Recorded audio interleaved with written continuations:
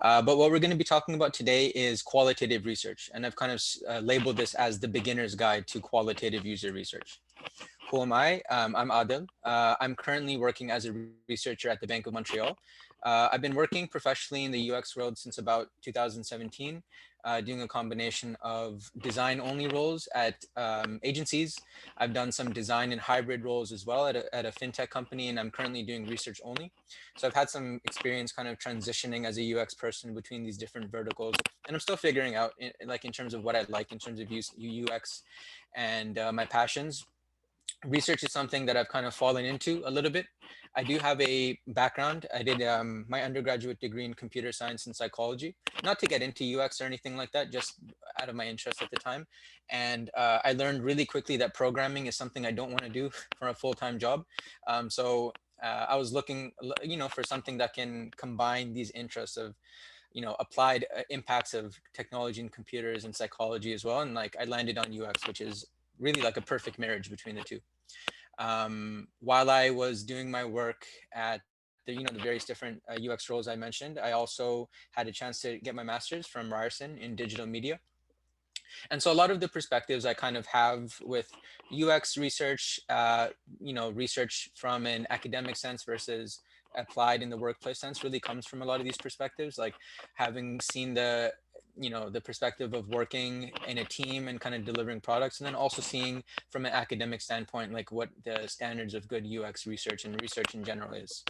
So that's why I'm excited to talk this month. I'm excited when Iterate UX approached me that this month is entirely focused on UX research, because it's such a cool part of the UX world. There's a kind of a I don't know, this idea that UX is entirely design, but a lot of people who are either getting into UX or transitioning from a different career may not like that aspect. Maybe they get tired of the Figma YouTube videos, the sketch videos, and they're looking for other parts in the UX world that they can fit into.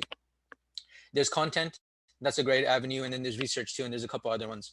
And that's really what we're going to be talking about today, is research. So if you had the pleasure to attend last week's session that Simran hosted, he gave a really good overview of what UX research is. So as a quick recap before we get started in today's session, I just wanted to jot down some of those points.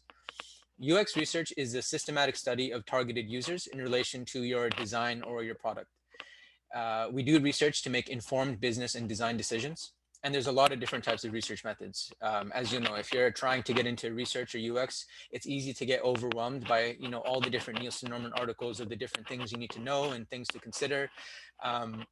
There's a lot of stuff out there, and there's a lot of ongoing innovations that are happening in research to just get better and faster insights for your product. And to do good research, it's not just an isolated thing. Once you kind of build up your skills as a researcher, it's not so much that you kind of go away and you come back with insights. It's really a team effort. You have to kind of work with your team to align on goals. You have to work with your team in terms of the language you choose to present. So part of, as you guys are learning about research, or maybe some of you have some research skills and you're looking to sharpen it more, you'll learn that, and I'm certainly learning it as my time doing full-time research, that like the soft skills of like talking with people and fleshing out ideas is like a really big part of the job as a UX researcher. Even if you're doing it, maybe you're on a hybrid role, you're not doing research entirely, but you're doing research here and there. Getting that team involved and making sure it's not an isolated approach is something that's really important to what research is. What are we going to be talking about today? Well, Simran did such a good job of laying out kind of like a little overview 360 of research. So we decided that it'd be nice as a follow-up to that to kind of zoom in on one particular type of research, and something that if you do pursue any sort of career in UX research, you're going to be dealing with a lot. And that's qualitative research. So we're going to look a little bit at what qualitative research is, the different types of qualitative research methods. I zoomed in on one particular example of a qualitative research method, which is usability testing. So I'll get into why I chose that method out of all the different ones to kind of talk about today, as well as a little section on how to analyze your data, because it is a different approach than if you just had quantitative data. So what is qualitative research? Qualitative research, it's a type of research method, or I guess it's a domain of research methods, and it's used to determine the how and why questions you may have or your team may have. And really the most critical part of, to be qualitative, it has to be a direct observation that you have on behavior and attitude towards your product. And I'll unpack these things a little bit more. But I thought what would be good is we kind of get down some definitions first. So that's qualitative. We're looking at how someone's, like, why is the user doing something and how are they trying to accomplish that task. And we want to observe, that as they're doing it directly on the product they're designing in question. On the other hand, quantitative research, it's the opposite. It's looking at how many and how much questions. So how many users are going to a particular screen? How much of like time do users spend on a particular screen before they abandon it? And we're not so much measuring that directly, we're measuring it indirectly. So think surveys, think if you're looking at analytic data on a particular website or app, you're not directly asking somebody to do something on your product. You're kind of measuring the effects that someone's already has done something. Similarly, if you think like a competitor analysis or something like that, or benchmarking your site against competitors in terms of just looking at features, you're not directly observing it. And so what we're really focusing on is those sessions where you're directly one-on-one with your users, or you're directly getting that rich qualitative data that you may need. There's never one that's better than the other, right? You don't want to lean too much towards one or the other. They're just different tools that you can utilize depending on the questions that may come up. We do qualitative research to understand more about like the why. We want to hear things from people. We want to hear it directly from how they're saying, how they're rationalizing it. It's also an opportunity to capture your target user's language and tone of voice. You can hear the words that they're using. You can hear how they're sort of talking about your brand or your product in question. It can really help generate ideas for improvement, for future investigations. The great thing about qualitative research is a lot of the different methods involved is you talking directly. And so why that's good is that if someone ever says something interesting, or you see an interesting behavior, you have the ability to kind of break from the script, and you can probe and ask more questions and follow up. And that's really the biggest benefit towards qualitative research, is that you have the opportunity to you can stray from your plan if you want, and you can improvise on the spot. It's also great at times when you say you don't have a really great prototype, say it's really early in the stage of your app design process, and maybe you only have some ideas down on paper. You can't really do that. The only way you can test it is if you get it in front of somebody, and you can kind of guide someone through that incomplete, broken prototype, but you can still get data in terms of what they're interpreting things as, or what they would do. This is I pulled this from Nielsen Norman's website, and they have some really good visuals, and I'll link it in the Discord group or in the chat afterwards, of a good breakdown of how to kind of separate mentally qualitative versus quantitative type of research. So if you look over here, and what we're focusing on is this sort of side. I don't know if you can see my mouse, but we're looking at this side of things. We're looking at behavior and attitude, but direct approaches to measuring it. So we're looking at why and how to fix different areas in this. We're still looking at what people do and what people say, but we're directly measuring it, as opposed to quantitative, where what we're looking at is how many users and how much are contributing towards these certain things. And this is sort of the world that we're focusing in on right now. So we're not concerned about sheer quantity of what's going on. We're really trying to uncover the motivation behind why people are doing sort of what they're doing. When do we do qualitative research? It's not as easy to say, like, it's not like a cycle where you can say, well, this is the phase where you do qualitative and this is the phase where you do quantitative. Again, there's a lot of synergy when you do them both at the same time, and you get the most benefit when you can kind of leverage both. But there's some times when like you can rationalize when you may want to do qualitative over quantitative.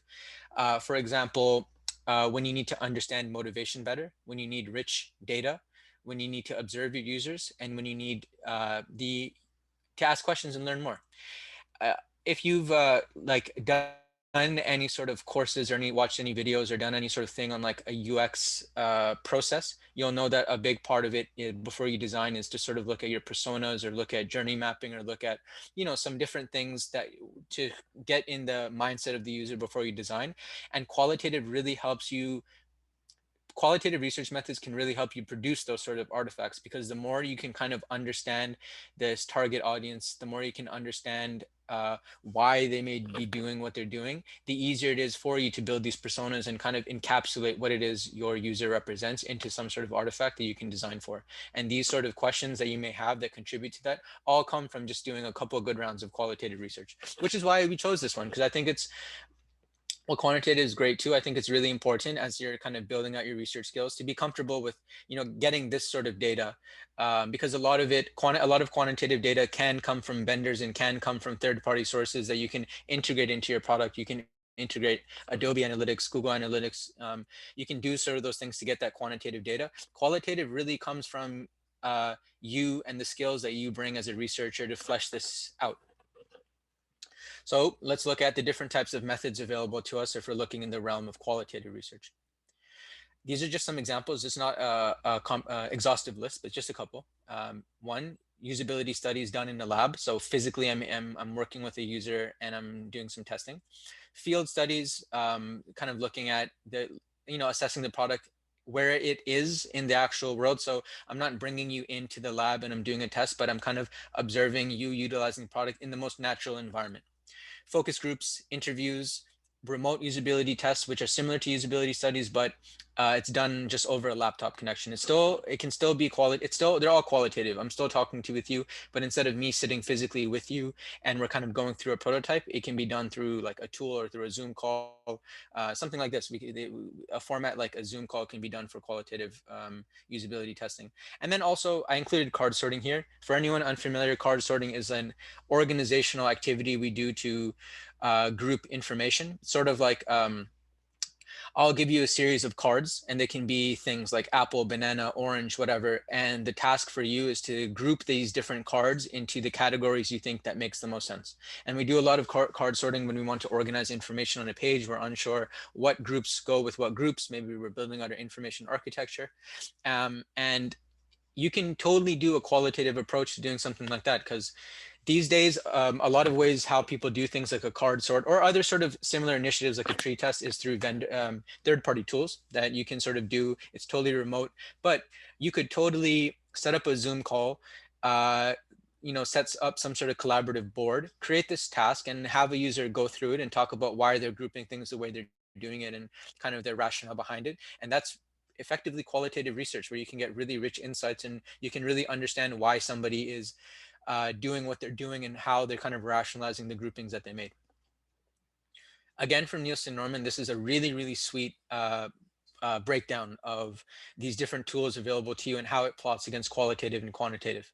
If any of you guys are on ADP list or use something like that, a lot of the times when I'm talking with new people who want to get into research, I really recommend that they study this graph. This is something I reference a lot. This is part of an article that I can also share with the group on how and when to do different types of research methods. And I think this does a really good job of kind of just, surfacing some of the high level types of methods you can do and helps align in terms of where it falls between qualitative and quantitative. So we can break this down a little bit.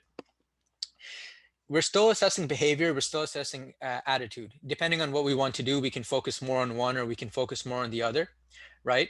But all the qualitative methods are the ones that fall really to the left here are super direct and like there's no way about it. This is qualitative approaches to doing things. For example, if I'm doing an interview with you, that's I guess the most pure qualitative thing we can do. A focus group. If we're doing in a physical lab and doing a study, these are all really pure qualitative types of methods. As opposed to on the other side, if I'm doing something like an A/B test and I'm looking at data and variables of why you're going one way versus where you're going the other. If I'm analyzing where you're clicking, if I'm analyzing maybe your heat maps of certain things, that leans more towards the quantitative side of things. And quantitative really supplements qualitative because as we'll go a little bit deeper into this, you'll find that to get rich qualitative data, you're not really testing with 100 participants. You can you can get really solid insights from 3 to 5 participants doing a study and really getting that rich data. However, setting that in combination with something more quantitative where you have access to less rich data, but far greater numbers, really helps to paint the full story. So qualitative is not going to give you the full end-to-end A to Z picture of what's going on. It can give you a good amount though, and quantitative can help fill in the other pieces. And it's up to you as a researcher to determine what's best for you and what you need to do and what parts of the story are needed to tell to answer the questions that you may have. So while we are going to focus, I'd like to focus a little bit on one particular type of research in the qualitative realm, which is, moderated testing. One thing that all these different qualitative methods have, or some things that they all have in similar, is that you're dealing with people. And in dealing with people, there are some similar elements at play that you should think about when you're sort of putting together your qualitative research plan or considerations, or maybe even estimating how long things are going to take. One thing, a big part about qualitative research is you need to find people, right? You can't do the test without people. You need to consider booking and coordinating times to meet, which scheduling is a pretty hectic thing in itself, and it can be hard to find a time, try to find the right times to talk with people, especially when you have time zone constraints. You need to consider the format of your conversation. So is it going to be in person? Is it going to be online? What's that going to look like? You need to consider testing materials, meaning your prototypes. What are you going to be testing with? Is it a high fidelity prototype, meaning is it like the completed design, or am I testing with the finished website?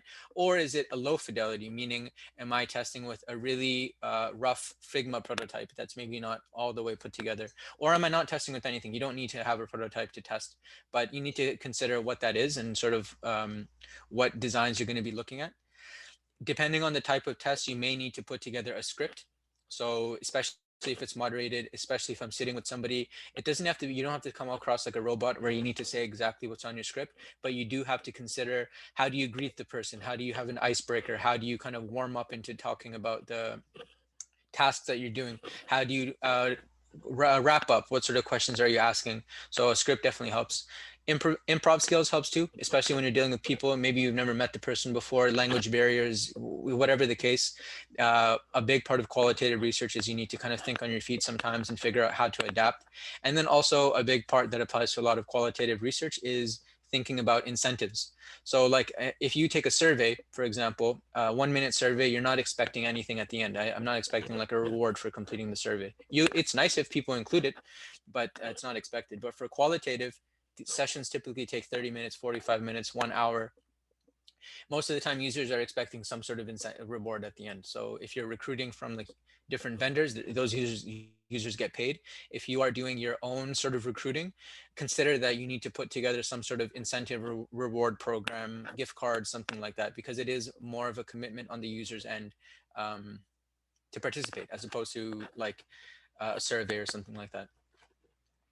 With all these things, there's some cons that come to qualitative testing, or things to consider. One is you're dealing with people, so really be prepared for cancellations that come up. People don't show up on testing day. All of a sudden, someone lied on the screening criteria and they're the wrong person. They're lying about who they are, which it's funny, it does happen enough. Like sometimes somebody responds to a screener just because they need some money to do the testing, and when you start talking to them, you realize that this is not the person that should have qualified for the test.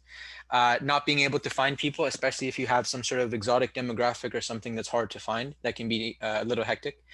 Technical issues, there's always someone's mic is not working, Zoom is not working, especially if this is not an in-person session. Um, Analyzing the data takes way longer for qualitative research too, because you are now dealing with rich, long sessions. Like an hour-long video session is going to take a lot longer to pick apart and put into themes than like your analytics dashboard that's already done a lot of the synthesis for you. It's also energy consuming and tiring. One thing that I think is a really interesting topic in research, not talked about enough, is transitioning to doing research only. As someone who may be introverted or somebody who may not be used to dealing with people, you feel really quickly how exhausting it can be to have your calendar filled with interviews, conversations with people, and keeping up. You have to keep up the conversation when you're doing qualitative research. It's not just a talk with a friend. You have to really be observing what the user's saying, why they're doing it. You have to be on your toes in terms of asking the right questions, not being too leading with what you're asking, but then also making it light and warm. You don't need the user to be pressured into, completing your task. So it's something to consider as well. And it also requires more resources to do. So while you get so much information from qualitative testing and so much good data, it does take more time to do all this stuff. So just things to consider as good things to know in terms of like constraints for qualitative research. So now I kind of want to zoom into one particular type of qualitative research, and that's usability testing. Before I get into this, does anyone have any questions on anything that I've sort of covered up until this point? We do have one question on the chat. Sure.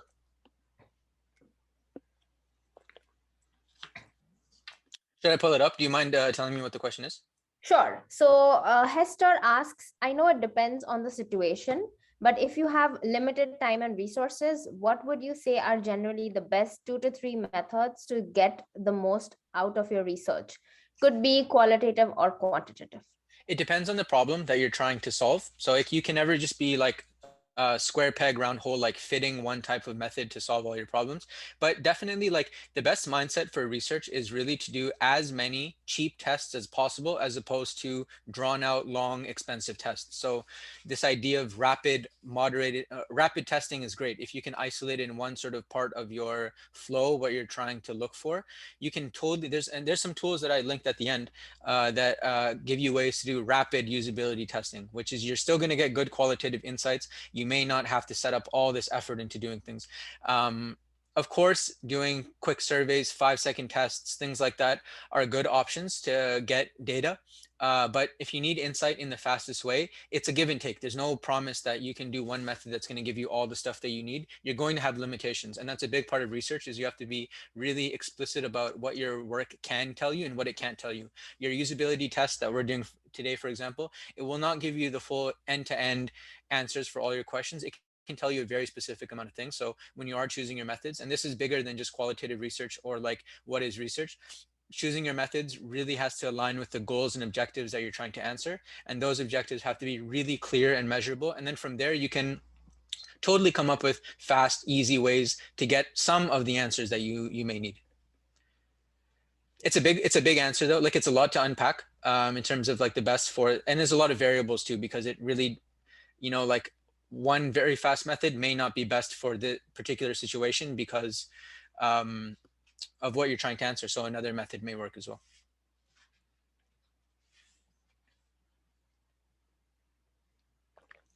I hope that answers that question.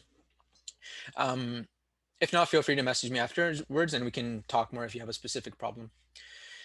Excellent. So let's get into usability testing. Usability testing is a type of qualitative research method that involves evaluating a design directly with the user and a series of tasks. The user typically uses the design to accomplish tasks, and they talk out loud as they do so. And you, as a researcher, observe their thoughts, their actions, their reactions, and whatever their comments are. Why did I choose usability testing as opposed to all the other methods?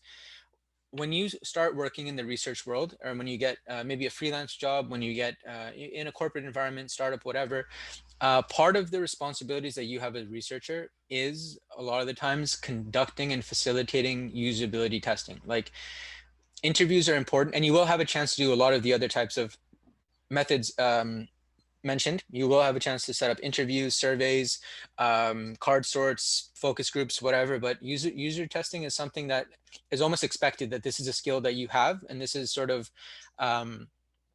you can do both. You can do the various types of user testing. On top of that, user testing is actually a really flexible type of research method. Like you can add interviews to your user testing. You can add different activities into your user testing. You can do semi-structured sort of formats where you can talk a little bit, then go into tasks, or do tasks, then talk a little bit with your users. So I really like it in terms of being able to kind of, I feel like it's a really good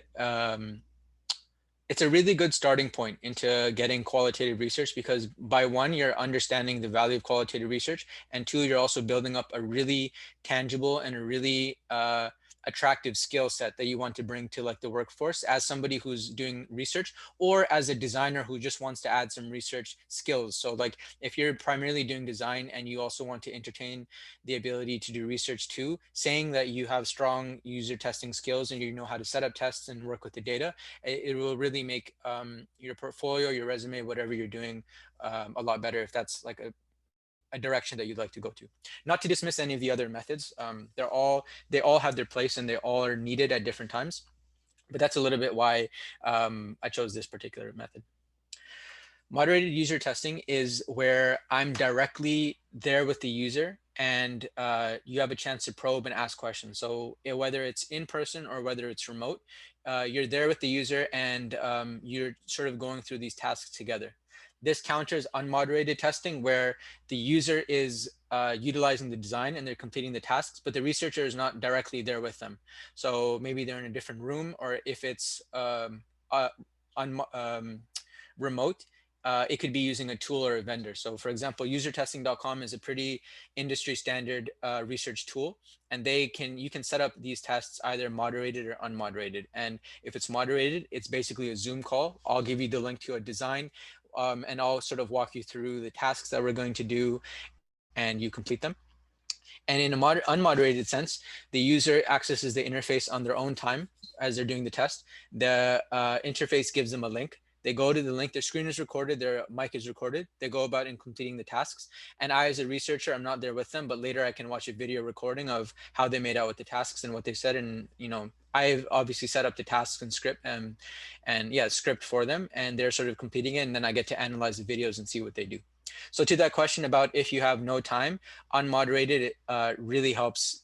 Moderated takes a lot more resources because of the things I mentioned, like dealing with people, technical constraints, all that stuff.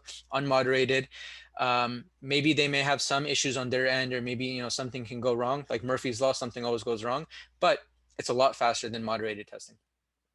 This is an example for anyone unfamiliar with, maybe you are a little familiar with user testing, but for anyone not, this is an example of what it could look like. So say, for example, we're evaluating the Best Buy website, which I have in front of you, and we're doing a moderated user test. I would give you a link to this website. The user would pull it up. Maybe I'm there with them. Maybe we're on a call and they're sharing the screen. Typically, I'd kind of walk them through what we're doing today. We do some sort of warm-up questions, and then we'll get into some tasks. For example, imagine it's your friend's birthday and you have a budget of $200. How would you determine the best option available for you to purchase? That's a scenario you give to the user. What the user does is interpret this information, and what they do is now try to go through the site and try to do what they're trying to do. And you'll notice that this task is pretty open-ended. I'm not giving them a thing to do or a specific way to do it.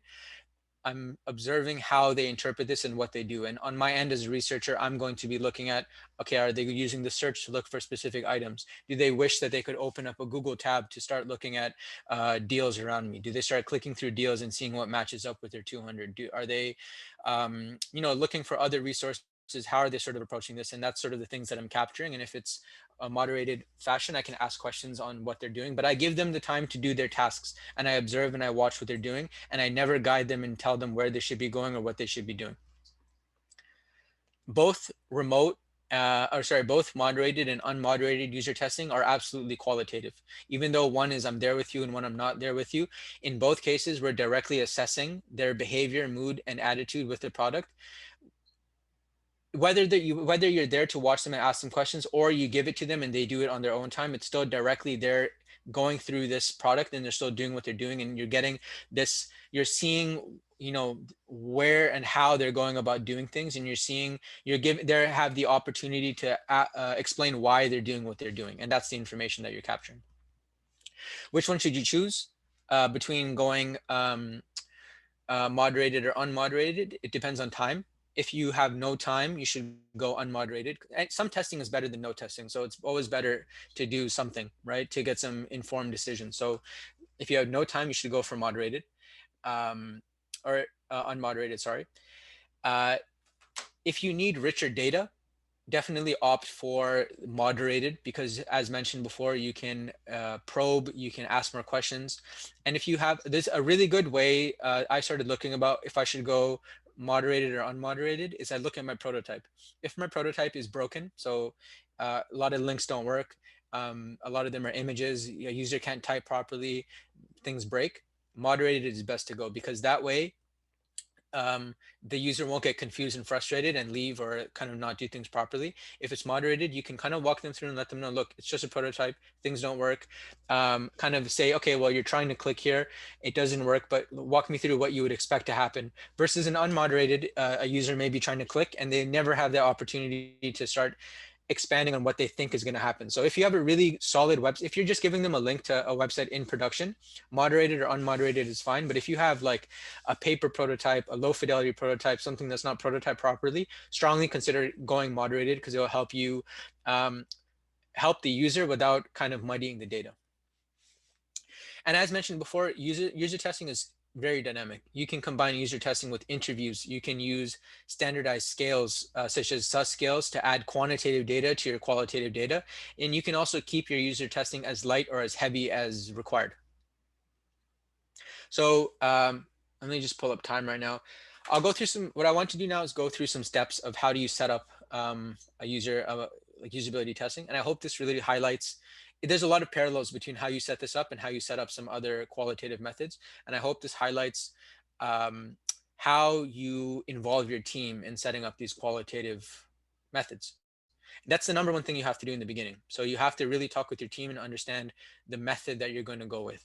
The team is going to come up with issues that they have, questions about the design, things on their end. And you as a researcher really have to be responsible and diligent about determining, one, if research is needed, two, if the qualitative is the right way to go, or maybe it's not the right way to go. You never want to force something if it's not needed. Maybe you have data, maybe you've already done a similar test before, you don't need to do something. If you do determine that it's the right time to do tests, what you next have to do is really define the particular goals for this test. And this comes a lot with communication again.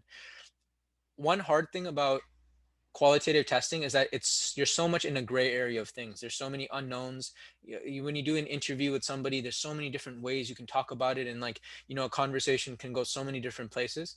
So as a researcher, you have to be diligent in defining clear and measurable goals. You need to set clear goals, and these goals are really important because these are going to now map with the tasks that you create, and they're going to map with how you present and share and talk about your research too. You don't want to go out of scope. You don't want this conversation that you're having with your user or test to kind of go in too many places. You really want to have a disciplined approach to what you're going to be talking to the user about. For example, these are two different types of goals. One, we want to learn about people's thoughts on our app. The other goal is we want to identify users' opinions on the value proposition proposed by the app. Why is one wrong and one is right? We want to learn about people's thoughts on the app is really vague, and this can be interpreted in a lot of different ways. And sort of what we're looking for can kind of go in a lot of different directions. It's hard to get success criteria out of a statement like this.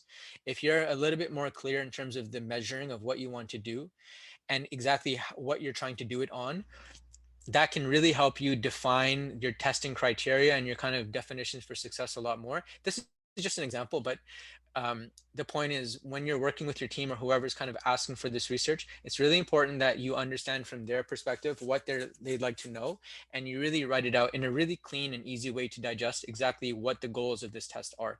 And I'd recommend for a test, maybe 2, 3, 4 goals is adequate for kind of the scope of the test that you want. Designing the test plan typically involves determining the number of users you're going to be testing with. Like mentioned, qualitative can use less users than quantitative. Typically, I think Nielsen Norman recommends 3 to 5 per unique audience. So if you're looking at digitally active millennials, 3 to 5 fits for them. If you're also looking for digitally active people who are 65 plus, 3 to 5 works with them. So you kind of do per unique group. If it's a moderated test, you really need to start thinking about testing timelines and testing days. And you also need to start designing your plan. So that's a script if it's moderated. That script includes a little preamble introduction. Hey, this is what we're doing. A reminder that you're testing the prototype, you're not testing the user. Warm-up questions, something just to get, like lighthearted. It doesn't have to be about the task. You don't want to prime them about certain things either. Things like, tell me about yourself. How do you typically fill a day? What do you like to do for entertainment? Things like that, just to get them to start talking. And then you want to get into your tasks. And with each task, if you can, you want to think about the follow-up questions, and like sort of where the different directions you can go with these tasks. It's just a loose script, especially if it's moderated. You don't have to fit it to a T. You can always deviate from the script if needed, depending on if the user says something interesting. Um, but it's really important when you're creating your tasks that these tasks map to your goals. These tasks should encourage users to utilize the design to the degree that it's intended. Where applicable, it's really highly advised that you make your tasks open-ended and you encourage exploration. Be prepared to have follow-up tasks and follow-up questions after the tasks. And most importantly, you need to avoid bias when you're writing your tasks. So again, if we're looking at this example of Best Buy, and I'm thinking of tasks that I want to give the user, I don't want to start giving them tasks that involve specific copy or content or things on the screen. So for example, here are two tasks. One, purchase a laptop under the shop tab.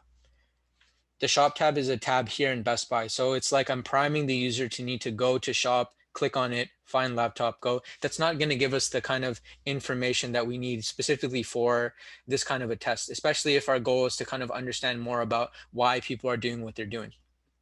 Rather, it's advisable you kind of give them a sort of scenario and you kind of see how they interpret it. And if they even think shop is where they would go, maybe shop is not where they'd go. Maybe they don't even realize that this is over here.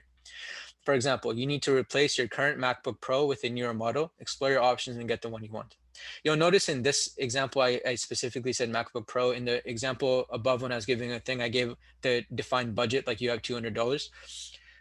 Being more precise and clear with these types of things in the scenario helps the user a lot. If you don't avoid being vague in terms of with some of these scenarios in terms of the predicament that they're in, but do be vague in terms of what their method is for them to do it. You don't want to be prescriptive and tell them how they should do something. You need to keep it open-ended with the caveat that depending on your goals, sometimes things may change. Maybe sometimes you're not interested in if the user can access and find something, you're interested in something later, then you use your best discretion if you want to be more direct and be in the user's face about where they should be going versus letting them explore more. It's always a fine line, but in traditional user testing, you want to do things like not be leading, not utilize the same sort of words that are presented in your design, and be a little bit more open-ended and allow the user to do it how they will, watch as they're doing it, and don't avoid asking yes no questions. You need to get, because you're with the user, you want to be engaged with them. So allow for exploration, allow for asking why they're doing something, continuously asking why, and not interrupting their thought process and not kind of forcing them to think a certain way about going through. And that's the data that you're going to be capturing. On test day, it's really great if you can have somebody to help you out. So a silent observer who's taking notes while you're doing the facilitation, especially if it's moderated. If it's unmoderated, I guess the slide doesn't really apply. But on moderated days, when you're with the user, and this again goes for interviews, this goes for other things, you need to engage with your user, keep the conversation warm, welcoming, guide them through how it works, how testing works, the fact that you're testing the design, not them. There's a various different preamble templates that you can use. You want to be observing on and probing on what the user is doing, what they think. You need to ask why they're doing it. Allow space for them to do what they need to do without you interrupting them. Again, feel free to jump away from your script if needed. That's the beauty of moderated testing. Sometimes the user brings up something that's not even part of the script. You can afford to ask a question about why they did something, deviate from the task plan, and then come back when needed. And then also one thing that's great is consider allowing your team to watch these sessions. So if you're facilitating, one of your colleagues is note taking, nothing stopping you from inviting invisible observer links so your team can watch, your team can understand a bit more about how research works. I like to, if I have a team watching, I'll do a debrief session at the end of the day. So say, for example, we did 5 sessions today. At the end of the day, I'll schedule a 15-minute call and invite the stakeholders in the call. And I'll give them the forum to kind of walk me through cool things that they saw. We're not being prescriptive on solutions or anything. We're just talking about, hey, this person did something interesting, don't you think? This person did this, blah blah blah. And it helps them feel like research is not something that's done in isolation and comes back, but that their input is valued too, which it is, and that sort of it's a team effort. This is just a checklist from I have an Instagram blog where I kind of do a lot about, it's entirely about UX. This is, I guess, some dirty promotion on myself. If you are interested, I've made a post similar to on like qualitative research, moderated research, and this is just a checklist that may help as you're kind of thinking about what things you need to cross off before you can, do your moderated testing. Um, and the last part about this, before we go into a quick activity and then the rest of our QA, if anyone has questions, is analyzing data. I think it's important just to talk about, because qualitative data is so much more hectic to analyze than quantitative data. If you know, have access to like a dashboard, if you've used any kind of survey tool, you know that a lot of the times they do the data synthesis for you. And as a researcher, a big part of your job is to take all this raw data, all this information, and convert it into like an accessible and shareable and easy report for the rest of your team to understand. If you have an intern who starts at the company tomorrow who doesn't even work in the design department and they want to understand a little bit more about how people react to your product, it's hard to use design centric terminology for them to understand. You need to think about how do you make it a little bit more easier for people to get. The good part about qualitative testing is that we have access to really rich um, stuff. Like we have transcriptions, we have audio recordings, we have video recordings. Utilizing all that stuff can really help you make more impactful reporting. What we do at BMO is that we utilize a tool called Condense, and Condense helps us. It acts, one, as a repository for our research. So all our research is accessed with that tool. Two, it's a place where if I make a video session, I can download that video file into Condense. I'll obviously create a project or a page for the research. And then from there, I can do the transcription. So I know exactly what's been said. And then I can start piecing together and tagging things based off of themes. So that's the next part about it. One thing that really helps um, kind of make sense of all this data that you have is, one, think about the goals that you had. So you don't want to start picking up all the interesting things that don't apply to the goals that we're trying to approach this research for.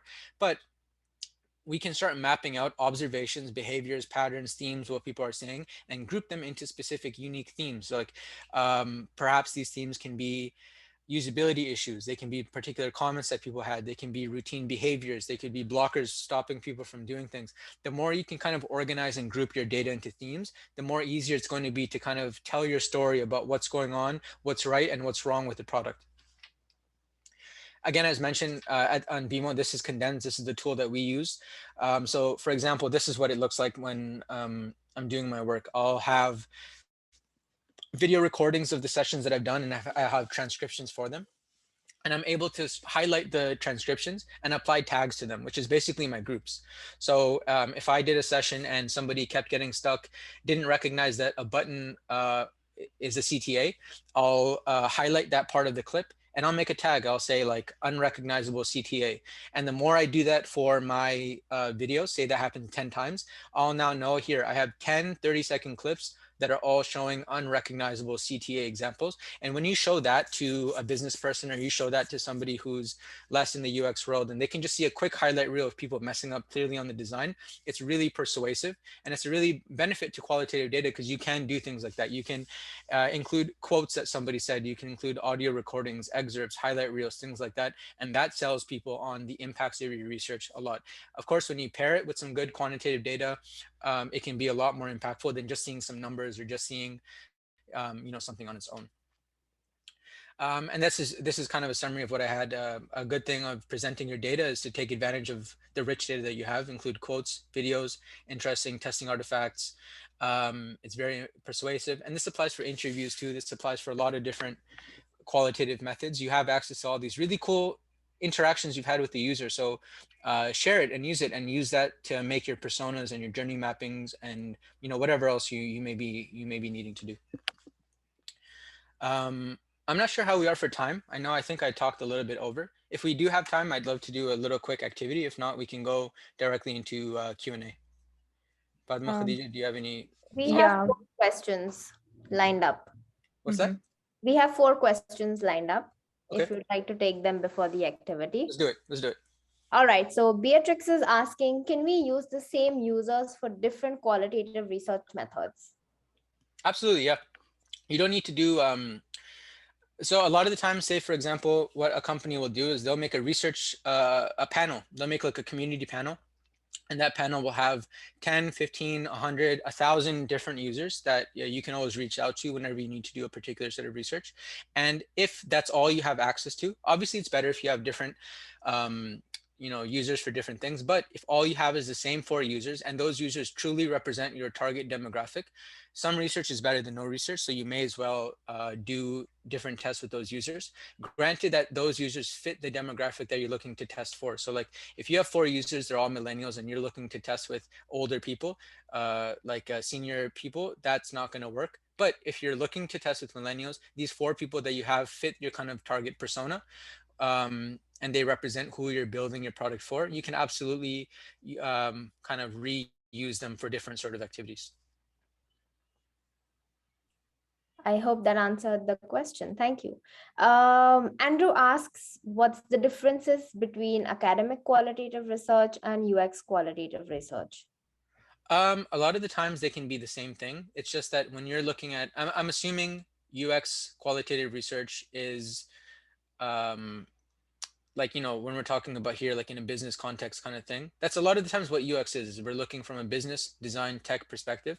A lot of the times UX research has KPIs or some sort of requirements that needs to be hit or success criteria, as opposed to doing something more for a long-term study to kind of maybe fit a hypothesis or fit through a thesis that you're working through. The UX stuff will typically have a lot more business requirements tied to it and a lot more like applied application. So who cares? What do we do? How do we fix it? How can we make it right for the user kind of constraints? So it's like some different mindsets that you're kind of writing your data for. A lot of the times in academia, we want to disprove our hypothesis, which, okay, in all research, this is what we need to do. We want to set up a hypothesis and we're trying to see if it holds up. But in the business UX context, we're also trying to make sure that the product we're making works for people and that people can use it and that it can make the business money. So that's sort of like a lens that you fit your UX work through. Awesome. Manika asks, in case of remote usability testing, a lot of times participants are not that descriptive of their experience. I mean, they are struggling with the product, but they don't tell exactly how they feel. How to make the test useful in both moderated and unmoderated cases? For that, I definitely sympathize with you. It's really sometimes hectic to get somebody to talk about how they feel, and a lot of the times it's hard for the user too to like, if you think about yourself in their shoes, you as the designer, you're thinking about the specific flows and screens and like oh, why wasn't this particular like thing like flow working for you, but the user's not thinking about it in that perspective, right? They could care less about all the intricacies of the design that you spent all this time working on. They a lot of the times to unpack that really comes from the types of questions and follow-up questions you ask. So if a user doesn't give too much information about something, um, avoiding yes or no questions or direct response questions really helps. When you just start having them unpack why and why and why and just keep going and keep expanding and keep sort of kind of like reverse engineering to get to the question that you want to get. So like if you ask the user when did they travel last, and they say, well, I don't really know, you can say, okay, is there any place you're interested in going? And maybe they say, well, maybe I'm interested in going here. You say, okay, what about that makes you interested going there? They say, well, I'm interested in going to an exotic location. You can say, okay, when it comes to exotic locations, how do you typically find the right ones for you? Then maybe they say, maybe I'll start Googling. Then you say, okay, if you Google, are there any links that work for you? And then maybe you can reverse engineer their thought process towards, in this example, they're finding the tool to get to their travel destination. But whatever it is that they're doing, you have to kind of sometimes treat it as like these multi-pronged approaches. That's for moderated. For unmoderated, it also depends on the tasks that you have set up. And in that way, what a lot of people do is they word the same question different they reword the same sort of question in different ways. So if you ever take a standardized scale, like in a lot of psychology studies, what they'll do is they'll ask you something and they'll ask you to rate it on like a Likert scale. Like they'll ask you some sort of question and they'll say how much you agree with it. Then maybe 4 questions later, they'll ask you the exact same thing, but they worded it differently and the scale is sort of different too. And you may, while you're going through the test, you may not realize you're answering the same thing, but they hit you with different perspectives and different ways of wording the question so that you kind of start really fleshing out your true sort of answers to it. So if you're doing a moderated session and you need to get more data out of the user, consider sprinkling uh, the same types of questions in different kinds of formats or in different sort of ways, and sort of seeing if you can get some sort of nugget that actually helps you through that way. But Okay. it is really difficult. Like it's like sometimes really annoying, and it's the worst when you have a user who doesn't want to share at all. They're clearly just doing something just to complete the task and get paid. That can be kind of hectic too. We have another question. Yeah. It says, if you don't have access to users for interviews, can you use data from secondary users to design? For example, for Uber, using the interview insights from drivers to design for riders. Yeah, absolutely. Because like at the end of the day, if you don't have access to test with somebody, some data is better than no data. You don't want to be too elitist with what you have and say, look, well, we can't interview, so we can't use this stuff. Like if that's what you have access to, you can absolutely do it. And the fact that Uber had done interviews with the drivers, they're getting from the driver perspective a lot of the times of the different types of users that they may have in this case. So that's valuable information anyways to build up the types of customers that Uber may have indirectly. So if that's what you have access to, I say totally do it as long as it's contributing towards something. And at the end of the day, you're making decisions not based off of your own kind of gut or based off of nothing. You're at least basing it off of something so that when you can say at the end of the day, point to, we designed this way because the data that we have shows this, and then you test it, and then if it works, it works, and if it doesn't, you optimize it. Okay, we have another question from Aaron. He Yep. says, is there a situation where having large groups of participants makes sense? For instance, if you wanted to analyze 1,000 user reviews for a product, how would you approach analyzing and pulling actionable insights? Is there an approach, tool, method, or strategy for that other than reading all of them? Sometimes what people will do is take all the data and put it into word clouds. We did that before at a company I worked at. So like we copied all of the data and like the open-ended fields for reviews and put it into like a word cloud format. And then from there, I know this sounds kind of like a kindergarten approach, like let's make a word cloud thing, but it's like it was actually really interesting to see if we put all that stuff in, we could now start seeing what types of words are being utilized the most. And it is you may have like a lot of like fuck you, this is the worst, this is the worst kind of thing that comes up, but you may also have some pretty interesting things that come up too, so that's a good way of synthesizing it. A lot of the times though, you can just take it in pieces, like chunks, like you take like instead of analyzing the whole 1,000, you could analyze like a portion of it at a time and do it. But that is the hard part. There's also vendors who do it for you, that they kind of go through and they do the manual part and they kind of give you a reporting. But that's sort of the main ways I know to go through like user data like that, as opposed to other tools. I think through SurveyMonkey and things like that, when you do have open-ended fields with comments and critiques and stuff like that, I think SurveyMonkey can actually generate word walls for you. And I think they have some usertesting.com, I think, is starting to put out some AI data that can start parsing through some of commentary, especially verbal comments and stuff like that. But yeah, like it is what it is, and definitely like sometimes like that stuff is really insightful too. So either putting it through a word wall or doing the time to go through chunks is maybe what you need to do, which I think is not the answer you're looking to hear. I think you're looking to hear some like really cool tool that can go through it. If one exists and someone finds it, please let me know as well, because that would make my life really helpful too. Amazing. So I have a question to Adil. Um, a lot of times, user researchers use a multi-method approach to solve certain questions, and you may decide, okay, we will use so and so approach. Mhm. And as you're actually conducting the qualitative research, you may find through the answers or through the interviews a question or an area of study where you feel like you need more research. So has there been a time in your when you have been working where you've sort of shifted approaches and veered away from your plan? Yeah, absolutely. That happens a lot, actually. Especially like even now, my time at BMO.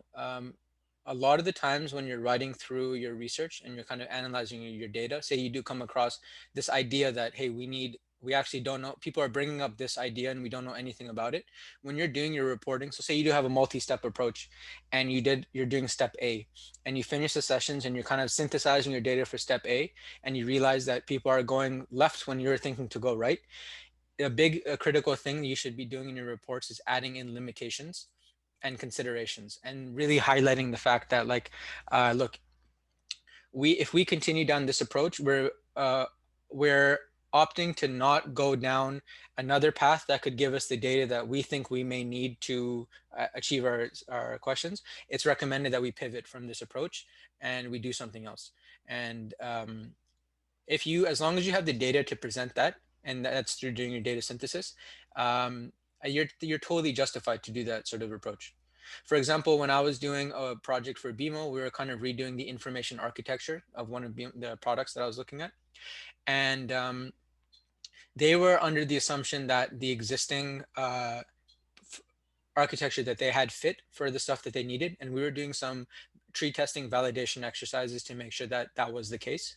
And we sort of put together a plan that didn't really involve redoing a lot of the architecture, but kind of optimizing some of the other parts. But we very quickly realized that through doing our tree testing, for a lot of the common scenarios we were looking at, it didn't work out properly. Like there, people were getting really low success scores. So we ended up having to pivot, and we brought stakeholders in, and we had to kind of workshop that, look, the IA is not working and we need to kind of pivot, and we need to spend an additional 4 weeks or whatever it was to just do some more card sorting activities to better regroup our information and present a much cleaner interface or architecture.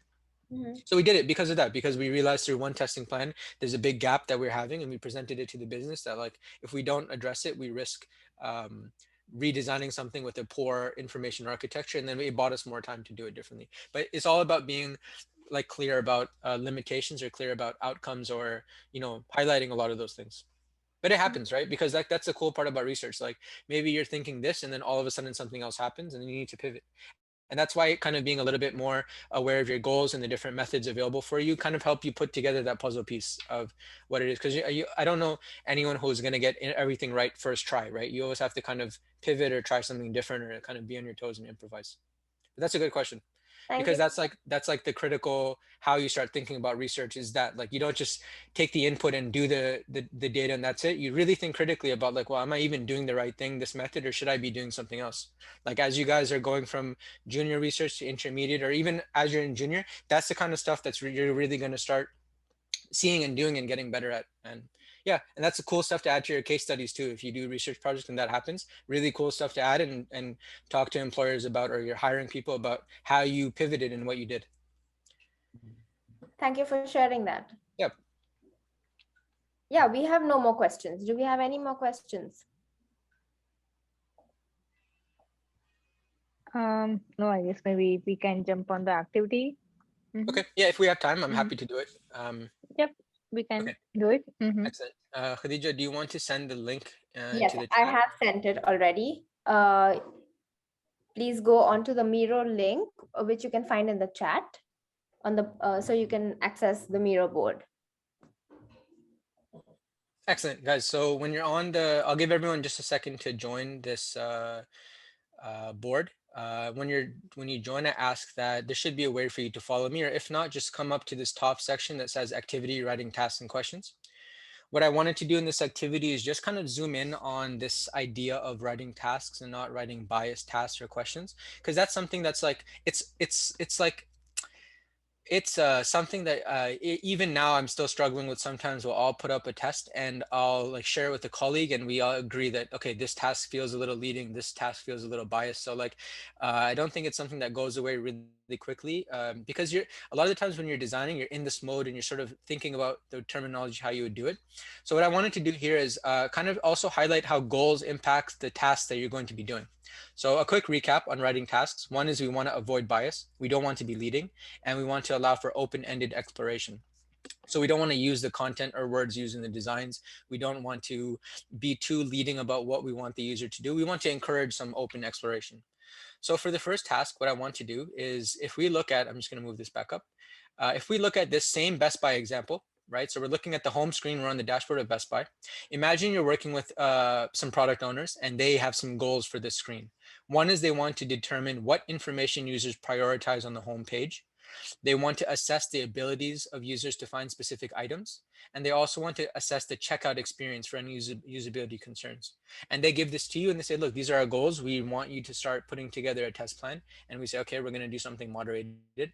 What I want to do is give everyone some time based off of these goals, come up with some tasks or questions that you feel are solid tasks that are not biased, that are open-ended, that could lead to some constructive sessions if you were doing something moderated. So everybody should be able to grab or copy paste these notes. Here, I'm going to try it just here. Try typing something in, temp. Okay, it works. Hopefully it works. So what I'm going to do is I think I can set a timer on this one. I think what I'm going to do is, how do I set a timer here? Outline.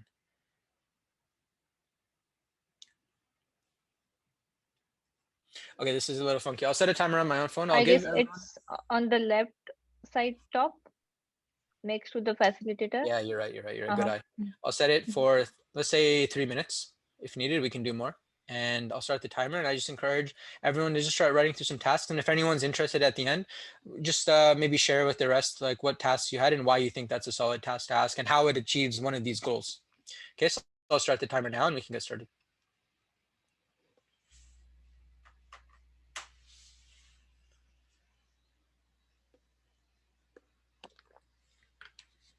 And as you guys are writing through this, I'll just explain like this particular thing, just because of our time constraints, I was looking at moderated testing, but like this mindset of like coming up with these scenarios or open-ended tasks or sort of not being biased, not being leading, these things really apply to interviews too. When you're talking with a user, you want to give them the ability to start thinking, you want to let them explore, you want to let them kind of rationalize their thoughts. So like the types of questions or the mindset that you have to have is to kind of allow for this mental exploration sort of thing. And that's where you get the valuable insights that you get.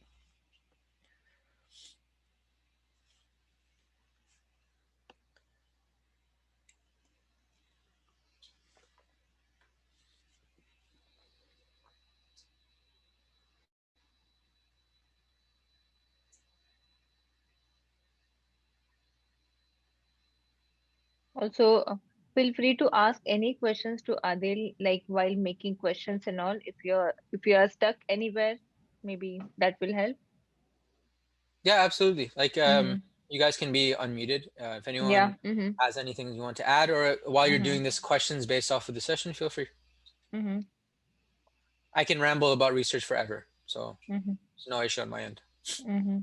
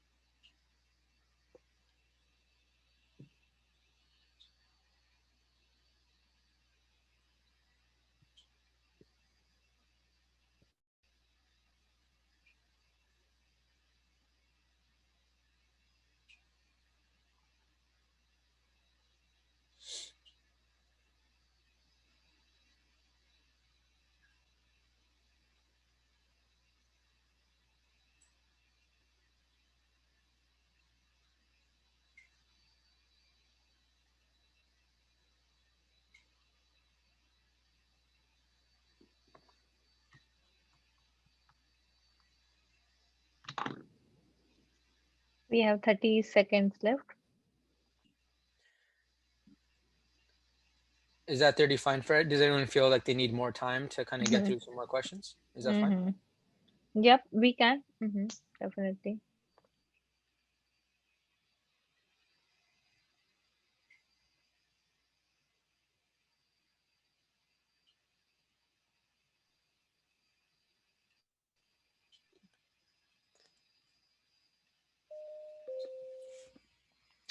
Okay, let's go through some of these tasks, through some of these questions. I don't know, does anyone in the chat feel, or anyone in the call feel like they need some more time, like an extra minute or something, or do we feel good about this, of what we have? If there's silence, I'm going to assume that we're all good about it. Mm-hmm. Yeah.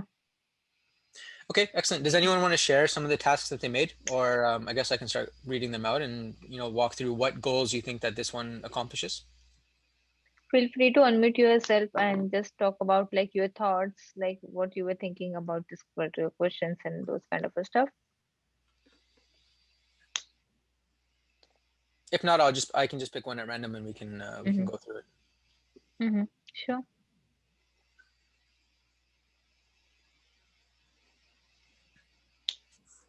One that came to me is this one. So I'm not sure who wrote this one, but what comes to your mind after viewing the landing page?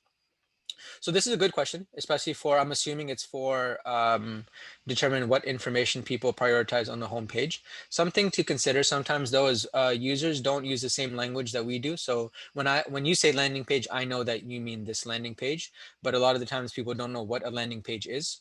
So maybe consider using language. Like for example, it's easy for us to say a hamburger menu, or it's easy for us to say CTA, things like that.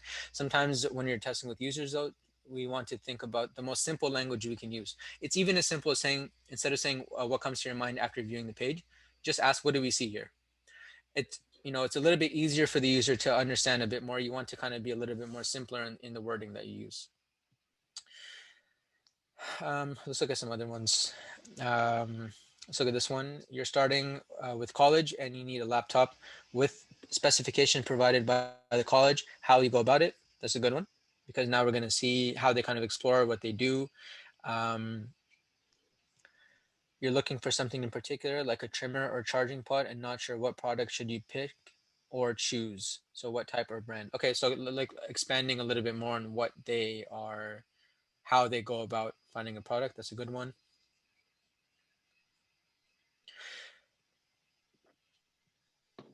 See anyone else?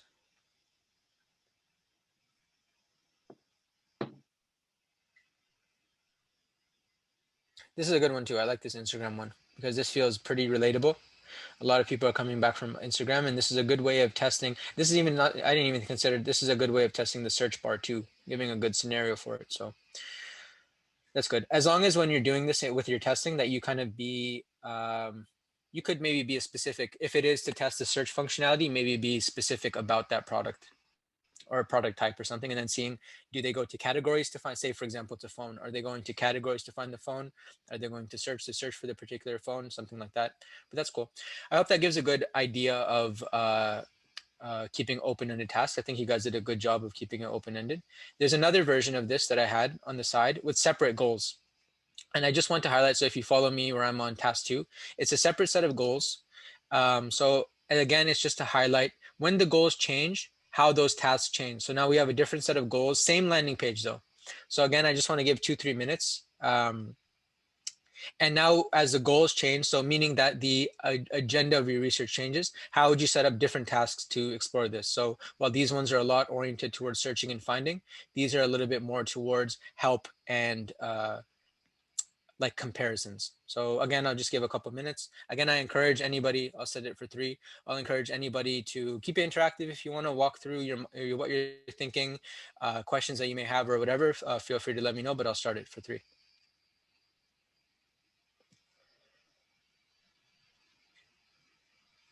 So as you guys are going through this, that's like, it's one thing I really wanted to highlight, in that like goals change the scope of your research plan like crazy. Like if you set these clear, objective, attainable goals, it really changes what you are looking for and what you're having the user do.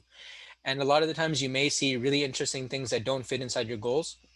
And that's how you can utilize something like the appendix in your research project or something at the end to add those interesting insights that may not be applicable to what you're doing. For example, I was doing research with the chatbot experience, and we had a participant, we were looking at the English experience, and a participant was from Montreal, and she started making comments about how the tone of voice in the English language feels really informal if it was translated to French. And that's not something that we were exploring while we were doing the tasks, but a really interesting insight that came up that I added to the appendix of our report. And it kind of prompted for a further investigation from the content team and the translation team, and seeing if that does actually hold up or if it was just like a one-off case.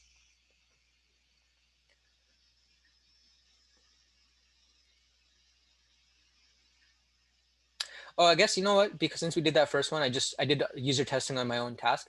Next to your task that you come up with, write either 1, 2, 3, or 4, so I know kind of what goal that task was written for.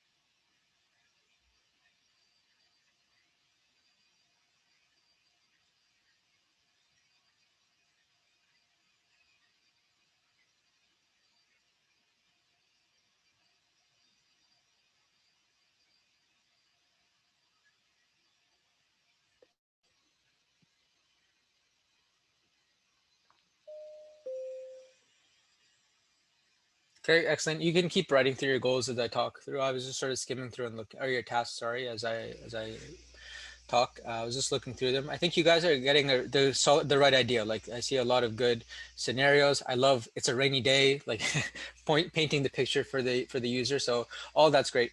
I guess on your own time, as you maybe you're thinking about like this idea of writing tasks or scenarios for the user, a good thing is like coming up kind of stress testing paths that may take. So you ask this question, you think it's open-ended, you think it's good. What happens when the user fails or they don't go where they're going, or say they don't understand things properly, or like it doesn't work out in your mind, sort of after this call or whatever, maybe when you're writing your qualitative testing or user testing, think about the paths that it goes, and maybe that can help you come up with branch off questions or follow-up questions. And that's sort of how you can start building out your script too. So those are just things to help you. Those follow-up questions don't need to be asked, but at times not all the tasks go successfully. How do you probe and get your user to still do what you need to do without being so explicit and like muddying your data? That's like, it's a fine line between like telling them exactly what to do versus kind of nudging them towards like a direction, without them kind of knowing explicitly what you want out of them. Okay, excellent. That's sort of what I wanted to cover today. I hope that was somewhat helpful, giving like an overview of qualitative research, tasks, and how goals can impact the different tasks. I'm not sure when the presentation will be shared, but it will be shared, and I'll edit it and I'll make sure that those images that I sent all have links, so you can reference that Nielsen Norman article. And